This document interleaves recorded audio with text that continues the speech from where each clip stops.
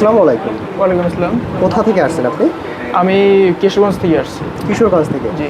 আচ্ছা, এখানে কি থেকে তারপরে শিখতেছেন নাকি? আমি এখানে থেকে শিখছি। আচ্ছা, থাকা খাওয়ার কি এখানে ব্যবস্থা আছে? জি, জি। থাকা খাওয়ার ব্যবস্থা আসলে কেমন? আসলে অনেক ভালো, সিকিউরিটিও অনেক ভালো, আর এখানে যাতায়াত ব্যবস্থা অনেক ভালো। আপনি এই যে কোর্সটা শিখে পরবর্তীতে কি করতে চান? আমি কোর্সটা শিখে নিজে একটা ব্যবসা প্রতিষ্ঠান দিতে চাই। আর এছাড়া আমি একটু বলতে চাই, আমি এটা যদিও ইলেকট্রনিক্স ডিপার্টমেন্টের একটা কোর্স, আমি ইলেকট্রিক্যাল এবং ইলেকট্রনিক্সের উপরে ডিপ্লোমা কমপ্লিট করেছি।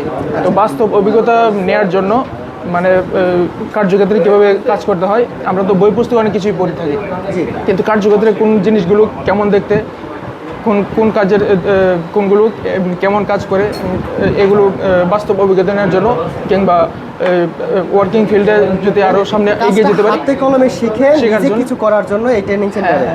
আচ্ছা, এই ট্রেনিং সেন্টারে যারা ট্রেনার আছে তাদের থেকে আপনি কতটা কিভাবে শিখতে পারেন? তারা অনেক হেল্পফুল হয়ে থাকে, একটা জিনিস না বুঝলে পরে বারবার বুঝিয়ে থাকেন, এবং এটা শুধুমাত্র একটা প্রতিষ্ঠান নয়, এটা একটা পরিবার সমতুল্য। ঠিক আছে, থ্যাংক ইউ।